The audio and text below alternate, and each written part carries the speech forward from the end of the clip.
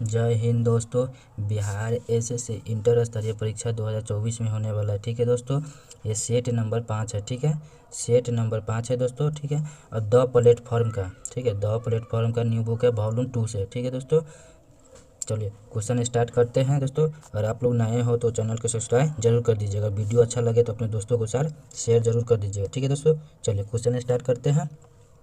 चुनाव के दौरान राजनीतिक दलों और उम्मीदवारों द्वारा अनुपालन किए जाने वाले आदर्श आचरण संहिता क्या है? आचार संहिता जिसे हम कहते हैं वह आचार संहिता क्या है? ठीक है, तो ये लोक प्रतिनिधित्व अधिनियम 1951 में विनिष्ट है। ठीक है, ये ऑप्शन नंबर डी इसका राइट आंसर हो जाएगा। ठीक है दोस्तों, चलिए अगला क्वेश्चन देख लेते हैं।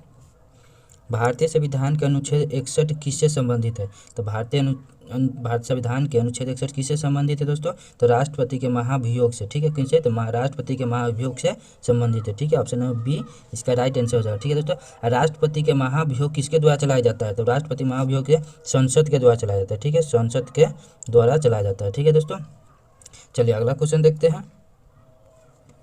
प्रथम प्रधानमंत्री पंडित नेहरू ने कब नागौर राजस्थान में पहला ग्राम पंचायत का उद्घाटन किया है? तो पहला ग्राम पंचायत का उद्घाटन कब किया है? तो 2 अक्टूबर 1959 ईस्वी को किया है। ठीक है, 2 अक्टूबर 1959 ईस्वी को ग्राम पंचायत का उद्घाटन किया है। ठीक है दोस्तों, ग्राम पंचायत भारत के संविधान में कौन सा अनुच्छेद में है? तो अनुच्छेद 40 में आ जाता है। ठीक है, आर्टिकल 40 में ग्राम पंचायत का जिक्र है। ठीक है, चलिए अगला क्वेश्चन देखते हैं। गांधी जी ने किस एक्टर या अधिनियम के खिलाफ लड़ने और सत्याग्रह शुरू करने का फैसला लिया? तो किस एक्टर की तरफ से लड़ने और सत्याग्रह का शुरू करने का फैसला लिया? तो रॉयलेट एक्टर 1919 में। ठीक है, रॉयलेट एक्टर 1919 में। ठीक है दोस्तों, चलिए अगला क्वेश्चन देखते हैं। किस युद्ध के परिणाम स्वरूप जर्मनी इटली का एकीकरण पूर्ण हुआ है? तो किस एकीकरण के जर्मनी और इटली का पूर्ण हुआ है? तो सेडान का युद्ध 1870 में। ठीक है, सेडान का युद्ध 1870 में हुआ है। ठीक है, ऑप्शन नंबर सी इसका राइट आंसर हो जाएगा। ठीक है दोस्तों, चलिए अगला क्वेश्चन देखते हैं। हिमिंद्रा नाम किसके लिए प्रयुक्त होता है? तो किसके लिए प्रयुक्त होता है? तो ग्रैंड हिमालय के लिए। किसके लिए? तो ग्रेट हिमालय के लिए प्रयुक्त। ऑप्शन नंबर डी इसका राइट आंसर हो जाएगा। ठीक है दोस्तों, चलिए अगला क्वेश्चन देखते हैं।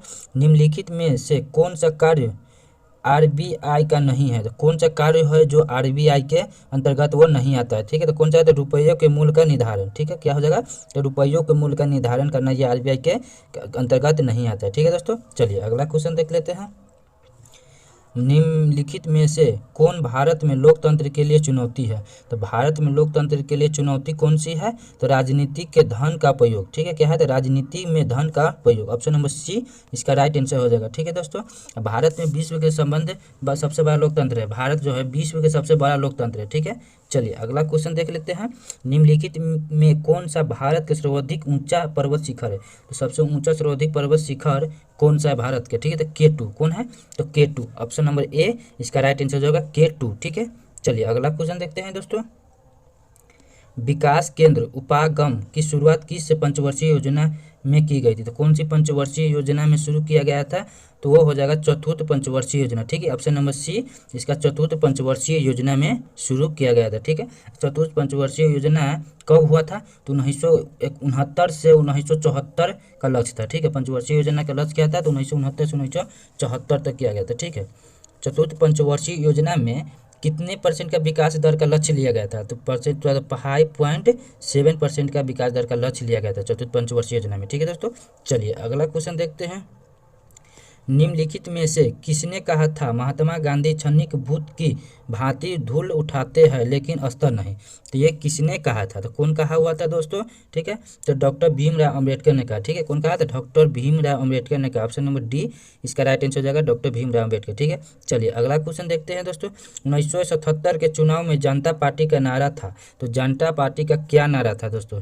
ठीक है, तो लोकतंत्र बचाओ। क्या नारा था? तो लोकतंत्र बचाओ। ऑप्शन नंबर सी इसका राइट आंसर है लोकतंत्र बचाओ। और लोकतंत्र बचाओ का कब पारित किया गया था? तो 25 जुलाई 1975 को नारा लगाया था। कब लगाया था? 25 जुलाई 1975 को नारा लगाया था। ठीक है, चलिए अगला क्वेश्चन देखते हैं। राज्यसभा धन विधेयक को कितने दिन तक अपने पास रोक सकता है? तो कितने दिन तक अपने पास इसको रोक सकता है? तो 14 दिन तक अपने पास रोक सकता है। ठीक है, कितने दिन? तो 14 दिन तक अपने पास इसको रोक सकता है। किस अनुच्छेद के तहत आता है? ठीक है, तो अनुच्छेद 109 के ए में आता है, सॉरी 1909 के ए में आता है। ठीक है, चलिए अगला क्वेश्चन देख लेते हैं। भारतीय वस्तुकाल में सूखी का प्रभाव क्या है? तो भारतीय वस्तुकाल में सूखी का प्रभाव क्या है? तो क्या हो जाएगा दोस्तों इसका? तो कुषाणों द्वारा। क्या हो जाएगा? तो कुषाणों द्वारा। ऑप्शन नंबर ए इसका राइट आंसर हो जाएगा कुषाणों द्वारा। ठीक है, चलिए अगला क्वेश्चन देखते हैं दोस्तों। निम्नलिखित में से कौन सा एक स्वरोजगार कार्यक्रम है? तो कौन सा एक स्वरोजगार कार्यक्रम है दोस्तों? तो स्वर्ण जयंती ग्राम स्वराज योजना। ठीक है, कौन सा है? तो स्वर्ण जयंती ग्राम स्वराज योजना। ऑप्शन नंबर सी इसका राइट आंसर हो जाएगा। ठीक है दोस्तों, चलिए अगला क्वेश्चन देख लेते हैं। ग्राम स्वराज योजना का एक क्वेश्चन और बता देते इसमें, ग्राम स्वराज योजना का कब शुरू किया गया था? तो 1 अप्रैल 1999 को शुरू किया गया था। कब किया था? तो 1 अप्रैल 1999 को शुरू किया गया था। ठीक है, 1999 को शुरू किया गया था। ठीक है, अब प्रधानमंत्री ग्राम स्वराज योजना का कब शुरू किया गया था? तो 1993 में शुरू किया गया था। ये भी क्वेश्चन कहीं पूछ देगा दोस्तों कि प्रधानमंत्री ग्राम स्वराज योजना का कब शुरू किया गया था? तो 1993 में शुरू किया गया था। ठीक है, चलिए अगला क्वेश्चन देखते हैं। अनुसूचित जाति के लिए लोकसभा की कितनी सीटों का आरक्षित है? तो अनुसूचित जाति के लिए लोकसभा में कितने सीटों है? तो 84 सीट है। ठीक है, लोकसभा में कितने हैं? तो 84 सीटों है। अनुसूचित जनजाति को कितना सीटों है लोकसभा में? तो 47 सीट है। कितना सीट है? तो 47 सीट है अनुसूचित जनजाति को। ठीक है, चलिए अगला क्वेश्चन देखते हैं दोस्तों। भारत में कृषि जन्य पदार्थों हेतु दिए जाने वाला श्रेणी के मापदंड क्या है? तो श्रेणी को मापदंड क्या है दोस्तों? तो एक मार्क का है। ठीक है, क्या है? एक मार्क। ऑप्शन नंबर ए इसका राइट आंसर हो जाएगा एक मार्क। ठीक है दोस्तों, चलिए अगला क्वेश्चन देख लेते हैं। भारतीय संविधान में मूल रूप से कितने मौलिक अधिकार प्रदान किए गए थे? तो कितने मूल रूप से मौलिक अधिकार प्रदान किए गए थे? तो 7 मौलिक अधिकार को प्रदान किया गया था। ठीक है, कितने? तो 7 मौलिक अधिकार का प्रदान किए गए थे। 7वें मौलिक अधिकार में 44वें संविधान संशोधन को अधिनियम लागू किया गया था। ठीक है, जिसमें 1978 में संपत्ति का मतलब कि संविधान से हटा दिया गया। ठीक है, अब संपत्ति 44वें संविधान संशोधन के द्वारा संपत्ति को अधिकार कानूनी अधिकार में कर दिया गया। ठीक है, कानूनी अधिकार में इसको बदल दिया गया, जो कि आर्टिकल 300 के ए के थ्रू हो गया। ठीक है, चलिए अगला क्वेश्चन देख लेते हैं। निम्नलिखित कथनों पर विचार कीजिए। 1 में द्वितीय पंचवर्षीय योजना महालनोबिस के विचार पर आधारित थी। ठीक है, 2 में महालनोबिस ने कोलकाता में भारतीय सांख्यिकी संस्थान की स्थापना की तथा संख्या नामक एवं जर्नल निकाला। क्या संस्थापक एवं जर्नल निकाला। तो इसका कौन कौन हो जाएगा दोस्तों? इसका हो जाएगा न तो ए और न दो, दोनों में से कोई नहीं होगा। ठीक है, ऑप्शन नंबर डी इसका राइट आंसर हो जाएगा इनमें से कोई नहीं, नहीं 1 है और नहीं 2 है। ठीक है, चलिए अगला क्वेश्चन देखते हैं। सूचना का अधिकार एक कानून है जो लोगों को अनुमति प्रदान करता है। तो जो लोगों को क्या करता है? अनुमति प्रदान करता है। तो सरकार क्या कर रही है? ठीक है, क्या हो जाएगा? तो सरकार क्या कर रही है। ऑप्शन नंबर सी इसका राइट आंसर हो जाएगा सरकार क्या कर रही है। ठीक है, चलिए अगला क्वेश्चन देखते हैं। बिहार के इतिहास पर प्रथम ग्रंथ के रचनाकार कौन है? तो प्रथम ग्रंथ का रचनाकार कौन है बिहार का? तो अली मोहम्मद शाह अजीमाबादी। ठीक है, कौन है? तो Ali Mohammad Shah Azimabadi. Option number D इसका राइट आंसर हो जाएगा। ठीक है दोस्तों, चलिए अगला क्वेश्चन देखते हैं। कृषि उपजाओं के न्यूनतम समर्थित मूल्य एमएसपी जिसके स्तुत किसके द्वारा की जाती है? तो किसके द्वारा ये किया जाता है? तो CACP द्वारा। क्या है? तो CACP के द्वारा किया जाता है। ठीक है, ऑप्शन नंबर ए इसका राइट आंसर हो जाएगा। ठीक है दोस्तों, चलिए अगला क्वेश्चन देखते हैं। निम्नलिखित में से कौन सा ऊर्जा का गैर परंपरागत स्रोत नहीं है? तो परंपरागत गैर स्रोत वह नहीं है। कौन है? तो कोयला है। ठीक है, कौन है? तो वह हो जाएगा कोयला। ऑप्शन नंबर बी इसका राइट आंसर हो जाएगा कोयला। ठीक है, चलिए अगला क्वेश्चन देखते हैं दोस्तों। कोंकण तट निम्न में किनके बीच स्थित है? तो किनके बीच ये स्थित है?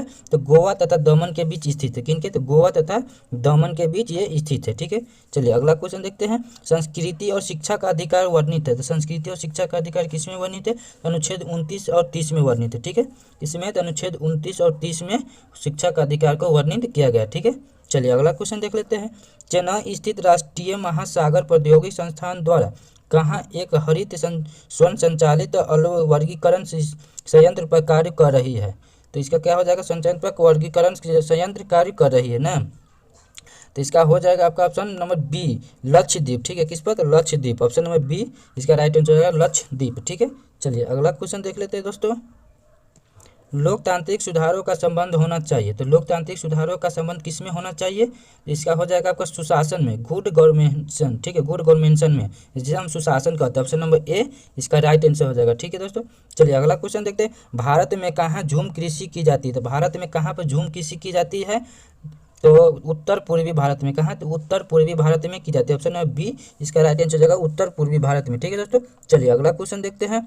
निम्नलिखित में से कौन सा हिंदुस्तान फर्टिलाइजर कॉर्पोरेशन लिमिटेड के अधीन नहीं है? तो कॉर्पोरेशन कंपनी लिमिटेड के अधीन वो नहीं है। तो कौन सा नहीं है दोस्तों? तो कामरूप नहीं है। ठीक है, ऑप्शन नंबर बी जो है वो कॉर्पोरेशन फर्टिलाइजर के अधीन में नहीं है। ठीक है, चलिए अगला क्वेश्चन देखते हैं। प्रमुख आगामी खेलों के आयोजना स्थल के सदैव में विमेलित विकल्प का चुने। तो विमेलित विकल्प का चुने। ठीक है दोस्तों, तो इसमें चुनते हैं।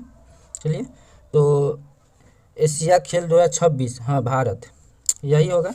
ठीक है, ऑप्शन नंबर डी इसका राइट आंसर है कि एशिया खेल 2026 कहाँ होगा? तो भारत में होगा। ठीक है, चलिए अगला क्वेश्चन देखते हैं। निम्नलिखित में से कौन सा सरकार के तीसरे अंग के रूप में जाना जाता है? तो कौन से सरकार को तीसरे अंग के रूप में वह जाना जाता है? तो सर्वोच्च न्याय। ठीक है, कौन है? तो सर्वोच्च न्याय। ऑप्शन नंबर सी इसका राइट आंसर हो जाएगा सर्वोच्च न्याय के। ठीक है, चलिए अगला क्वेश्चन देखते हैं दोस्तों। इंडिया डिवाइडेड पुस्तक के लेखक कौन थे? तो इंडिया डिवाइडेड पुस्तक का लेखक कौन है? तो डॉक्टर राजेंद्र प्रसाद है। ठीक है, कौन है? तो डॉक्टर राजेंद्र प्रसाद को भारत रत्न से भी सम्मानित किया गया है। तो भारत रत्न से सम्मानित डॉक्टर राजेंद्र प्रसाद को कब किया गया है? तो 1962 में किया गया था। ठीक है, 1962 में किया गया था। चलिए अगला क्वेश्चन देखते हैं दोस्तों। नदी जो दक्षिण भारत की गंगा के नाम से जानी जाती है वह क्या है? तो नदी जो है दक्षिण भारत की गंगा के नाम से जानी जाती है वह क्या है? तो कावेरी नदी है। क्या है? तो वह कावेरी नदी। ऑप्शन नंबर डी इसका राइट आंसर हो जाएगा कावेरी नदी। ठीक है दोस्तों, चलिए अगला क्वेश्चन देखते हैं। राजनीतिक दलों को चीन को क्या वितरण करता है? तो राजनीतिक दल को चीन का क्या वितरण करता है? तो चुनाव आयोग करता है। कौन करता है? तो चुनाव आयोग के द्वारा किया जाता है। ठीक है, ऑप्शन नंबर ए इसका राइट आंसर होगा चुनाव आयोग। ठीक है, चलिए अगला क्वेश्चन देखते हैं। लोकनायक जयप्रकाश के जीवन पर आधारित पुस्तक द टाइप ड्रीम ऑफ लेवेल्युएशन किसके द्वारा लिखा गया? तो यह किसके द्वारा लिखा गया? तो प्रोफेसर बिमल प्रसाद एवं सुजाता प्रसाद के द्वारा लिखा गया। ठीक है, ऑप्शन नंबर ए इसका राइट आंसर हो जाएगा प्रोफेसर बिमल प्रसाद एवं सुजाता प्रसाद के द्वारा लिखा गया। ठीक है, अब पुराणों का अध्ययन करने वाला प्रथम मुसलमान कौन था? तो पुराणों का अध्ययन करने वाला प्रथम मुसलमान कौन था दोस्तों? तो अल बरूनी थी। कौन थी? तो अल बरूनी। ऑप्शन नंबर सी इसका राइट आंसर हो जाएगा अल बरूनी। ठीक है, चलिए अगला क्वेश्चन देखते हैं। 1905 में बनारस में हुई अखिल भारतीय कांग्रेस के अधिवेशन की अध्यक्षता किसके द्वारा की गई? तो हुई अधिवेशन की अध्यक्षता किसके द्वारा की? तो गोपाल कृष्ण गोखले के द्वारा किया गया। ठीक है, ऑप्शन नंबर सी इसका राइट आंसर होगा गोपाल कृष्ण गोखले के द्वारा। ठीक है दोस्तों, चलिए अगला क्वेश्चन देखते हैं। राष्ट्रीय आदर्श वाक्य सत्यम जयंती किस ग्रंथ से लिया गया है? तो ये कौन सत्यम जो जयंती है वो किस ग्रंथ से लिया गया है? ठीक है, तो मुंडकोपनिषद से। ठीक है, मुंडकोपनिषद से लिया गया। ऑप्शन नंबर डी इसका राइट आंसर होगा मुंडकोपनिषद से। ठीक है, चलिए अगला क्वेश्चन देखते हैं। महात्मा गांधी ने दंडी यात्रा का प्रारंभ कब किया था? तो महात्मा गांधी ने दंडी यात्रा का प्रारंभ कब किया था दोस्तों? तो 12 मार्च 1930 के किया था। ठीक है, कब किया था? तो 12 मार्च 1930 को किया था। ऑप्शन होगा 12 मार्च 1930 बोल रहे हैं हम। ऑप्शन नंबर सी, सॉरी दोस्तों, ऑप्शन नंबर सी इसका राइट आंसर हो जाएगा। ठीक है, चलिए अगला क्वेश्चन देखते हैं। शौलकृत मंदिर है वो कहाँ स्थित है? ठीक है, तो वो कैलाश मंदिर इरोला में। ठीक है, शौलकृत मंदिर कहाँ है? तो कैलाश मंदिर इरोला में स्थित है। ठीक है, इरोला मंदिर कहाँ स्थापित किया गया? तो महाराष्ट्र में है। इरोला मंदिर कहाँ है? तो महाराष्ट्र में स्थित है। ठीक है, अब महाराष्ट्र में इरोला मंदिर कौन से डिस्ट्रिक्ट में है? कौन सी मतलब जिले में स्थापित है? औरंगाबाद जिले में। ठीक है, कौन सा जिला है? तो औरंगाबाद जिले में वो स्थापित किया गया। ठीक है, और इरोला मंदिर का निर्माण किसने करवाया था? ये भी क्वेश्चन पूछेगा दोस्तों। तो इरोला मंदिर का निर्माण जो है कृष्णदेव प्रथम ने कराया था। ठीक है, क्या किया था? कृष्णदेव प्रथम ने कराया हुआ था। चलिए अगला क्वेश्चन देख लेते हैं दोस्तों। भारत में राष्ट्रीय पर्यावरण इंजीनियर संशोधन संस्थान स्थापित है। तो कहाँ स्थापित है दोस्तों? तो ये नागपुर में है। कहाँ है? तो नागपुर में है। ऑप्शन नंबर बी इसका राइट आंसर हो जाएगा नागपुर। ठीक है दोस्तों, चलिए अगला क्वेश्चन देखते हैं। भूमि के ऊपरी भाग में गहराई बढ़ने के साथ साथ तापमान के क्रमिक वृद्धि दर लगभग कितने प्रतिशत किलोमीटर होगा? ठीक है, तो कितने डिग्री सेल्सियस होगा? सॉरी, तो कितने डिग्री सेल्सियस होगा? 35 डिग्री सेल्सियस प्रति किलोमीटर होती है। ठीक है, कितने? तो 35 डिग्री सेल्सियस प्रति किलोमीटर होती है। ऑप्शन नंबर बी इसका राइट आंसर हो जाएगा। ठीक है दोस्तों, चलिए अगला क्वेश्चन देखते हैं। बिहार राज्य में शहरीकरण की दर कितने प्रतिशत है? तो बिहार राज्य में शहरीकरण की दर कितने प्रतिशत है? तो 11.29%। ठीक है, कितने प्रतिशत है? तो 11.29%। ऑप्शन नंबर सी इसका राइट आंसर हो जाएगा। ठीक है दोस्तों, अगर देश में पूरा पूछ जाएगा शहरीकरण कितने प्रतिशत है तो 31.2%। ठीक है, कितने पूछेगा? तो 31.2 परसेंट है देश में पूरा, मतलब इंडिया में शहरीकरण 31.2% है। ठीक है, चलिए अगला क्वेश्चन देख लेते हैं।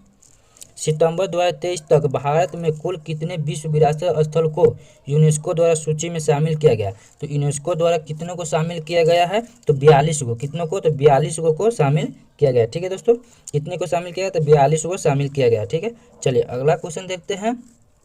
वर्तमान में कितने राष्ट्रीय दल का दर्जा प्राप्त पार्टी है? तो कितने दर्ज वर्तमान में है जो कितने दर्जा प्राप्त पार्टी है? तो 6 गो। ठीक है, कितना है?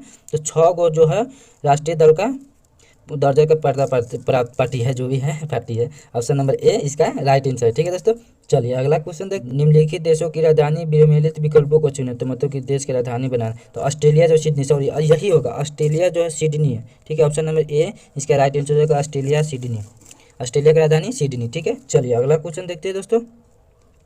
हाल में मुंबई में जलवायु परिवर्तन से निपटने के लिए एक विशेष पद्धति वाला मियावाकी वृक्षारोपण पद्धति को अपनाया गया है। यह मियावाकी वृक्षारोपण पद्धति की तकनीकी किस देश से संबंधित है? तो किस देश से संबंधित है? जापान से संबंधित। ठीक है दोस्तों, किस देश से है? तो जापान से। ऑप्शन नंबर सी इसका राइट आंसर हो जाएगा जापान। ठीक है दोस्तों, चलिए अगला क्वेश्चन देखते हैं। प्रसिद्ध तवांग मठ निम्नलिखित में से किस राज्य में स्थित है? तो किस राज्य में स्थित है? तो अरुणाचल प्रदेश में स्थित है। ठीक है, तो किस राज्य में स्थित है? तो अरुणाचल प्रदेश में यह स्थित है। ठीक है, चलिए अगला क्वेश्चन देखते हैं। 1951 में अकबर के प्रसिद्ध सेनाध्यक्ष राजा मन सिंह ने निम्नलिखित में से किस जनजाति को हराया? तो कौन सा जनजाति को हराया था दोस्तों? तो चेरो को हराया था। किसको हराया था? तो चेरो के। ऑप्शन नंबर सी इसका राइट आंसर होगा चेरो। ठीक है, चलिए अगला क्वेश्चन देखते हैं।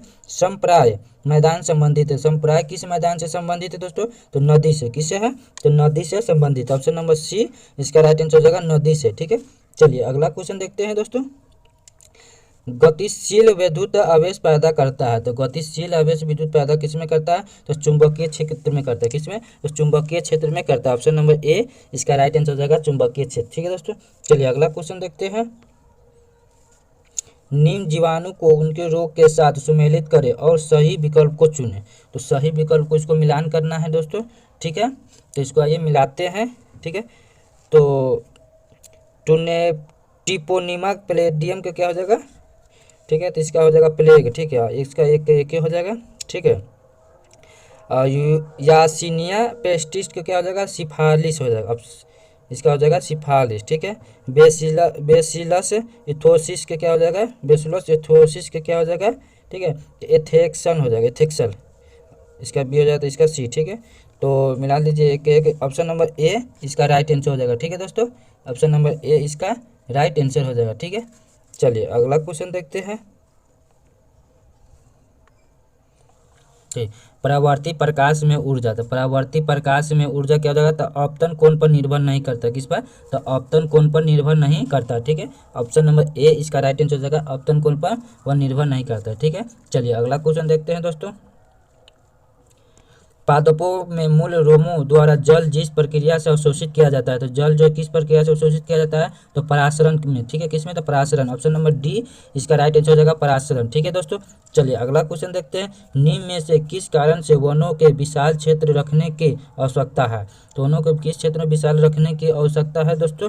तो भूवैज्ञानिक संतुलन के लिए। किसमें? तो भूवैज्ञानिक संतुलन के लिए। ऑप्शन नंबर डी इसका राइट आंसर हो जाएगा भूवैज्ञानिक संतुलन के लिए। ठीक है, चलिए अगला क्वेश्चन देखते हैं। चलिए, वनस्पति तेलों के स्तूपवासों में परिवर्तन करने के लिए किस गैस का उपयोग किया जाता है? तो कौन सा गैसों का उपयोग किया जाता है? तो H2 के। ठीक है, किसको? तो हाइड्रोजन H2 को। ऑप्शन नंबर ए इसका राइट आंसर हो जाएगा H2। ठीक है दोस्तों, चलिए अगला क्वेश्चन देखते हैं। यदि निर्वात में प्रकाश का वेग c हो तो u बराबर 1.5 पदार्थ वाले माध्यम में प्रकाश का वेग क्या होगा? तो प्रकाश का वेग क्या हो जाएगा दोस्तों? तो ये नोमेटिकल है, इसको नोमेटिकल का पूरा फुल सोल्यूशन देखना चाहते हैं और मैथ का पूरा फुल सोल्यूशन और रीजनिंग का पूरा फुल सोल्यूशन देखना चाहते हैं लोग, तो आप लोग दोस्तों टेलीग्राम चैनल ज्वाइन कर लीजिए। टेलीग्राम पर पूरा हम इसको मैथ और रीजनिंग का पूरा फुल सोल्यूशन उसको बना के वहाँ पर अपलोड कर दिए हुए। ठीक है दोस्तों, आप लोग टेलीग्राम चैनल पर जरूर ज्वाइन कर लीजिए और टेलीग्राम पर आप लोग मैथ का पूरा फुल सोल्यूशन देख सकते हैं। ठीक है दोस्तों, चलिए ऑप्शन नंबर बी इसका राइट आंसर है। ठीक है दोस्तों, चलिए अगला क्वेश्चन देखते हैं। ब्लीचिंग पाउडर का रासायनिक नाम क्या है? तो ब्लीचिंग पाउडर का रासायनिक नाम क्या है दोस्तों? तो कैल्शियम हाइपोक्लोराइड, ठीक है, कैल्शियम हाइपोक्लोराइड ये ब्लीचिंग पाउडर का रासायनिक नाम है, ठीक है दोस्तों। चलिए अगला क्वेश्चन देखते हैं दोस्तों। प्रकाश किरण पुंज जो अत्यंत दिशिक हो कहलाती है, तो दिशिक हो वह क्या कहलाती है दोस्तों? तो वो कहलाती है लेजर, ठीक है। क्या कहलाती है? तो लेजर। ऑप्शन नंबर डी इसका राइट आंसर हो जाएगा लेजर, ठीक है। चलिए अगला क्वेश्चन देखते हैं दोस्तों। निम्नलिखित में से कौन सा द्वितीयक प्रदूषक है? तो द्वितीय प्रदूषक कौन सा हो जाएगा? तो हो जाएगा स्मार्ग, ठीक है। कौन हो जाएगा? तो स्मार्ग। ऑप्शन नंबर ए इसका राइट आंसर हो जाएगा स्मार्ग, ठीक है। चलिए आइए हम लोग इसको मिलान करते हैं दोस्तों, ठीक है। ठीक है, तो धान और अनाज, धान और अनाज किस में हो जाएगा? चावल में, ठीक है, चावल हो जाएगा, ठीक है दोस्तों। चलिए दूध और मांस, तो दूध और मांस किस में हो जाएगा? तो मछली, किस में हो जाएगा? तो मछली में, ठीक है। और वासा और सार्क, तो वासा और सार्क किस में हो जाएगा? तो घी में। वासा और सार्क किस में होता है? तो घी में होता है, ठीक है। दालें और फलियाँ, तो दालें और फलियाँ किस में? मसूर की दाल, ठीक है। ऑप्शन ए हो जाएगा इसका, तो इसका ऑप्शन नंबर सी हो जाएगा, ठीक है दोस्तों। ऑप्शन नंबर सी इसका राइट आंसर हो जाएगा, ठीक है। चलिए अगला क्वेश्चन देखते हैं। निम्नलिखित में से किस युग में परिसंचलन तंत्र पाया जाता है? तो परिसंचलन तंत्र किस में पाया जाता है? कॉकरोच और सिल्वर फिश में, ठीक है। किस में? तो कॉकरोच और सिल्वर फिश में पाया जाता है। ऑप्शन नंबर सी इसका राइट आंसर हो जाएगा, ठीक है दोस्तों। चलिए अगला क्वेश्चन देखते हैं। क्रॉस लिंक्टर प्लाइमल का उदाहरण, तो क्रॉस लिंक्टर प्लाइमल के उदाहरण किस में है दोस्तों? तो बेक्केलाइट में, ठीक है, बेक्केलाइट में। ऑप्शन नंबर डी इसका राइट आंसर हो जाएगा बेक्केलाइट, ठीक है। चलिए अब अगला क्वेश्चन देखते हैं दोस्तों। किसी विलगित परमाणु के नाभिक केंद्र और ब्रह्मतम कोश के बीच की दूरी को क्या कहा जाता है? तो ब्रह्मतम के बीच की दूरी को क्या कहा जाता है? तो परमाणु के आकार, ठीक है। ऑप्शन नंबर बी इसका राइट आंसर हो जाएगा परमाणु के आकार को कहा जाता है, ठीक है। चलिए अगला क्वेश्चन देखते हैं। ग्रहों की गति के नियम प्रतिपादन किए गए थे, तो ग्रहों के नियम प्रतिपादन किस में किए गए थे दोस्तों? तो केपलर द्वारा, ठीक है, केपलर द्वारा। ऑप्शन नंबर बी इसका राइट आंसर हो जाएगा केपलर द्वारा, ठीक है। चलिए अगला क्वेश्चन देखते हैं। कुष्ठ रोग उत्पन्न होता है, तो कुष्ठ रोग किसमें उत्पन्न होता है? जीवाणु के द्वारा उत्पन्न होता है, ठीक है। कुष्ठ रोग किसके द्वारा उत्पन्न होता है? तो जीवाणु के द्वारा उत्पन्न होता है। ऑप्शन नंबर ए इसका राइट आंसर हो जाएगा जीवाणु के द्वारा, ठीक है। चलिए अगला क्वेश्चन देखते हैं। अम्ल वर्षा के लिए उत्तरदायी गैसीय प्रदूषक है, तो अम्ल वर्षा के लिए गैसीय वायु प्रदूषक किसमें? तो सल्फर डाइऑक्साइड में, ठीक है। किसमें? तो सल्फर डाइऑक्साइड में। ऑप्शन नंबर डी इसका राइट आंसर हो जाएगा सल्फर डाइऑक्साइड, ठीक है। चलिए अगला क्वेश्चन देखते हैं दोस्तों। जीन द्वारा नियंत्रित होती है, तो जीन द्वारा क्या नियंत्रित होती है दोस्तों? तो अनुवांशिकता न कि प्रोटीन संश्लेषण, ठीक है, अनुवांशिकता न कि प्रोटीन संश्लेषण, ठीक है। ऑप्शन नंबर ए इसका राइट आंसर हो जाएगा, ठीक है। चलिए अगला क्वेश्चन देखते हैं। निम्नलिखित में से कौन सी गैस वायुमंडलीय प्रदूषक है? तो कौन सी गैस है जो वायुमंडलीय प्रदूषक है? तो sulphur dioxide. Option number C इसका राइट आंसर होगा सल्फर डाइऑक्साइड, ठीक है दोस्तों। चलिए अगला क्वेश्चन देखते हैं। हड्डियों में जमा मुख्य खनिज तत्व क्या है? तो हड्डियों में जमा मुक्त खनिज तत्व वो क्या है दोस्तों? तो कैल्शियम है। क्या है? तो कैल्शियम है। ऑप्शन नंबर डी इसका राइट आंसर हो जाएगा कैल्शियम, ठीक है दोस्तों। चलिए अगला क्वेश्चन देखते हैं। निम्नलिखित में से किस नियम के अनुसार विद्युत धारा द्वारा उत्पन्न ऊष्मा चालक के प्रतिरोधक द्वारा के वर्ग और इसके प्रभाव होने के समय के समानुपाती होती है, समय के समानुपाती होती है। तो जूल नियम के, किसके नियम से? तो जूल के नियम से। ऑप्शन नंबर ए इसका राइट आंसर हो जाएगा जूल के नियम से, ठीक है। चलिए अगला क्वेश्चन देखते हैं।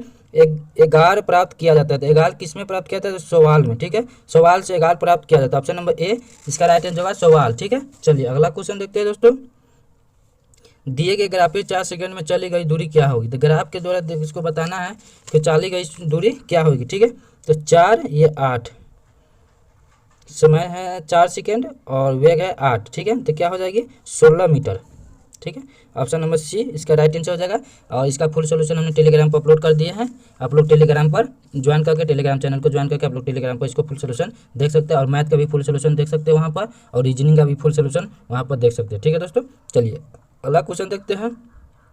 उत्तक लेंस से 20 सेंटीमीटर की दूरी पर रखे बीम का प्रतिबिंब कहाँ बनेगा यदि लेंस की क्षमता +2 डायोप्टर हो?